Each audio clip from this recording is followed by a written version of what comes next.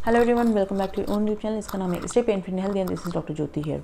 आज की video about pregnancy में कॉफ़ी लेना कब तक हमारे लिए ठीक है और किस लिमिट तक हमको कॉफ़ी लेनी चाहिए और कॉफ़ी का क्या हमारे बॉडी पे और हमारे बेबी पे इफेक्ट आता है। तो वीडियो होने वाली काफ़ी इंटरेस्टिंग। चैनल पर नहीं तो प्लीज़ सब्सक्राइब करिएगा, बिकॉज आपके सब्सक्रिप्शन से चैनल को मोटिवेशन मिलता है और हेल्थ रिलेटेड वीडियोज़ लाने के लिए। साथ ही साथ if you are having any kind of query, just आपको डिस्क्रिप्शन में नंबर मिल जाएगा, उस पर आप अपॉइंटमेंट लेके अपना क्वेश्चन जो है पूछ सकते हैं। ठीक है, so let's start with the video. देखिए, कॉफ़ी चाय किसको नहीं पसंद, ठीक है ना। और हम लोग को तो अब जैसे सर्दी आ रही है तो हम लोग मूव करेंगे टुवर्ड्स कॉफ़ी, टुवर्ड्स चाय। और कुछ लोग को तो इतना एडिक्शन होता है कि दे नीड टू ड्रिंक के मतलब 2-3 कप कॉफ़ी तो या 2-3 कप कहेंगे चाय तो आराम से पी लेते हैं। गर्मियों में जैसे कोल्ड कॉफ़ी, कुछ लोग सर्दियों में भी अच्छी लगती है cold coffee. Just like me, I just also love cold coffee. तो कॉफ़ी हम लोग को पसंद होती है, चाहे हॉट कॉफ़ी हो चाहे कोल्ड कॉफ़ी हो, as per age taste of an individual. ठीक है, तो बट कॉफ़ी को कितना पीना हमारे लिए सही है और कितना हमको लिमिट करना चाहिए और किस अमाउंट तक हमको लेना चाहिए, और अगर हम प्रेगनेंसी ट्राई कर रहे हैं तो हमको कितने अमाउंट तक लेना है, उसके बाद कब से नहीं लेना है। तो let's start with the video.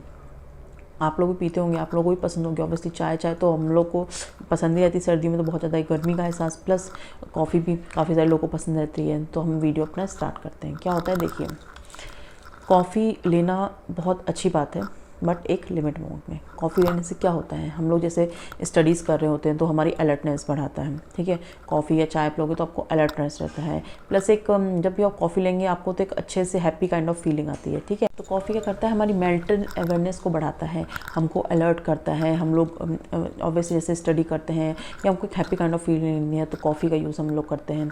Plus एक कहेंगे एक हमारे इन्फ्लेमेशन को, बॉडी के जो पेन होता है उसको काफ़ी हद तक रिड्यूस करता है कॉफ़ी। ठीक है, अब ऐसा नहीं है कि कॉफ़ी पेन रिड्यूस करता है तो आप लोग लगे हैं पीने के लिए, उसके साइड इफ़ेक्ट्स भी होते हैं।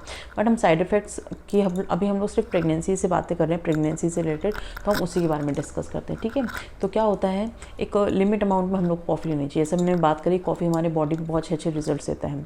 तो ऐसा क्या हो जाता है कि प्रेगनेंसी में कॉफ़ी को लेने से हम पे इफेक्ट होता है। देखिए क्या होता है, जब आप कॉफ़ी पीते हैं ना तो हमारे जो ब्लड वेसल्स होते हैं, जो नलियाँ होती हैं खून की, उनको कॉन्स्ट्रिक्ट करता है। मतलब आराम से सोचिए, ब्लड इसमें से जा रहा है, जैसे आप कॉफ़ी पियोगे तो ये दब जाएगा, तो इसमें से ब्लड कैसे अच्छे से जाएगा। तो ब्लड जो है, जो फ्लो है उसका जो है कम हो जाता है, ये कहेंगे कॉन्स्ट्रिक्ट हो जाती है ब्लड वेसल्स। तो इसकी वजह से अच्छे से ब्लड जो है नहीं जा पाता है प्लेसेंटा से बच्चे की तरफ, जिसकी वजह से आपका मिसकैरेज भी होने की संभावना है, बच्चे का स्टिल बर्थ भी हो सकता है, उसकी IUGR मतलब उसकी जो ग्रोथ है उसका भी रिटार्डेशन हो सकता है, प्लस आपका मिसकैरेज हो सकता है। तो कॉफ़ी अगर आप लेते हैं एक लिमिट अमाउंट से ज़्यादा तो इस तरीके से आपके बेबी को अफेक्ट करेगा। ठीक है, तो कॉफ़ी में ऐसा क्या होता है, देखिए कॉफ़ी क्या होता है, हम लोग ले तो लेते हैं बट उसके जो बॉडी से निकलने की जो मेटाबॉलिक रेट होता है वो हमारा कहेंगे कि 1.5 से 2.5 गुना या 2.5 से 3 गुना हमारा बढ़ जाता है।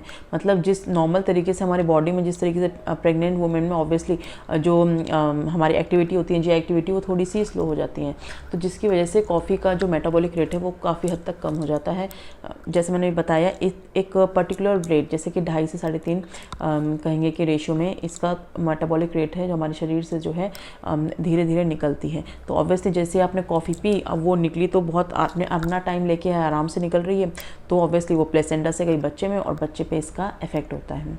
ठीक है, तो इस चीज़ का आप ध्यान रखिए कि कॉफ़ी जो है हमारा, मान लीजिए हम नॉर्मली हमारे पीरियड स्टेट है, एक हफ़्ता आगे बढ़ गई, हम लोग कॉफ़ी पी रहे हैं, हमको कंसीव भी करना है, ये चीज़ काफ़ी ज़्यादा लोगों को पता नहीं होती है।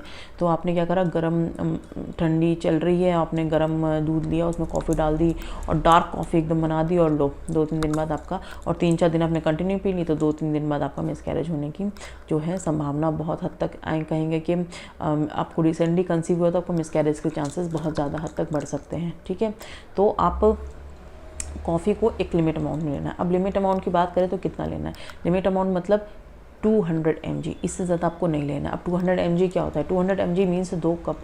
आप कोई भी चीज़ ले रहे हैं, ठीक है, तो मैं यहाँ पे आपको वैल्यू दे दूँगी कि जैसे आप चॉकलेट खाने जा रहे हैं तो उसके ऊपर भी मेंशन होगा कि इसमें कैफ़ीन कितनी है। प्लस आप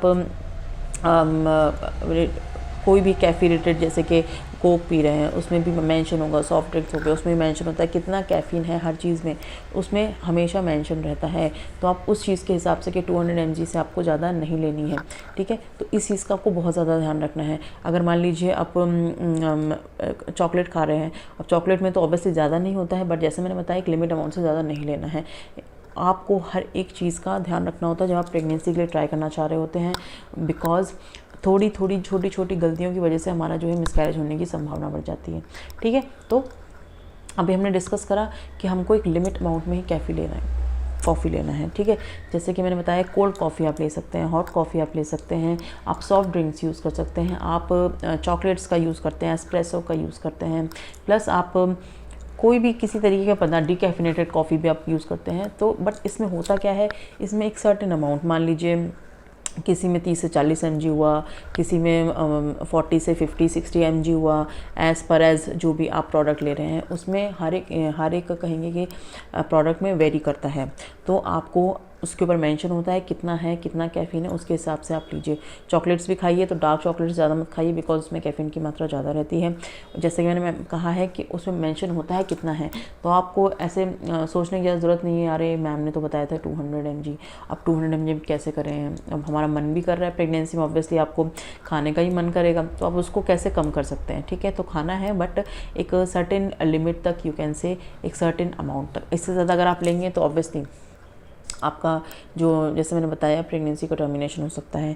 those females who are trying to conceive, उनको मेरी माने तो कॉफ़ी को बिल्कुल तो रेस्ट्रिक्ट कर दिए, थोड़ा सा रेस्ट्रिक्ट कर ही दीजिए, बिकॉज स्टार्टिंग का जो 3 मंथ्स होते हैं उस समय ही आपका इम्प्लांटेशन सक्सेसफुल होना और बेबी का डेवलपमेंट होना, ग्रोथ होना, हार्ट बीट आना, ये सारी चीज़ें रहती हैं।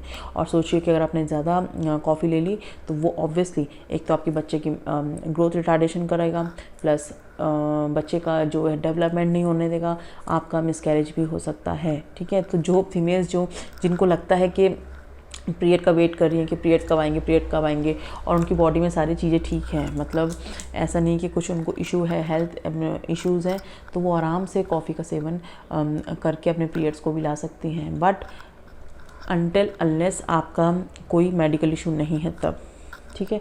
ऐसा नहीं कि मेडिकल इशू है और कॉफ़ी पिए जा रहे हैं, तो हो सकता है आपका डाइजेस्टिव जो है इशू हो जाए, आपको कोई और तरीके की भी पेट में जो है ऐंठन दर्द होना स्टार्ट हो सकता है। तो एक कहेंगे लिमिट में हर चीज़ अच्छी लगती है। अगर आप excess of anything is really very bad, तो अगर आप लेना चाहते हैं तो जैसे मैंने बताया 200 mg से ज़्यादा नहीं लेना है।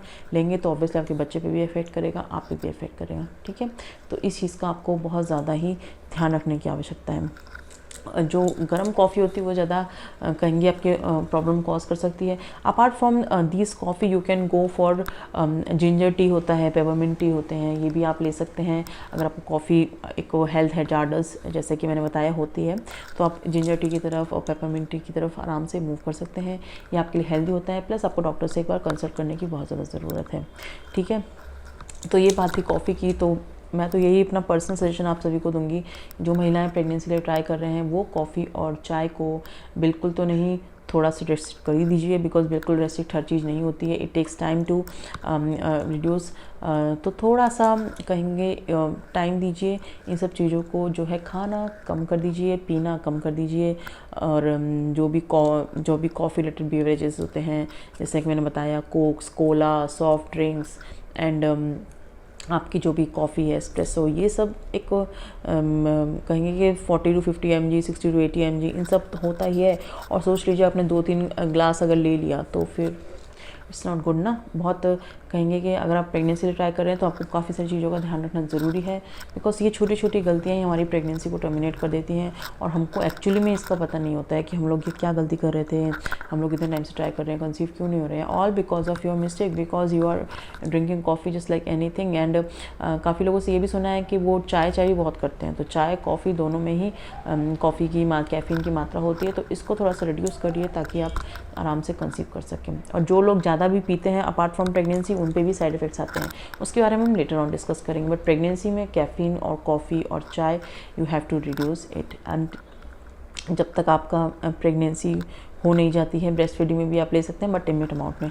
और अगर आप सोचिए आपकी प्रेगनेंसी कैरी ऑन है और उसमें भी आप कैफ़ीन ले रहे हैं, बच्चे का लो बर्थ वेट भी हो सकता है, बच्चे की ग्रोथ भी रुक सकती है, और मिसकैरेज भी हो सकता है, स्टिल बर्थ भी हो सकता है। तो इन सब चीज़ों को हमको क्यों अपने ऊपर वो करना है, हम लोग को सब इन्फॉर्मेशन है ना सारी चीज़ की, तो क्यों हम फालतू में उसी चीज़ में घुसें।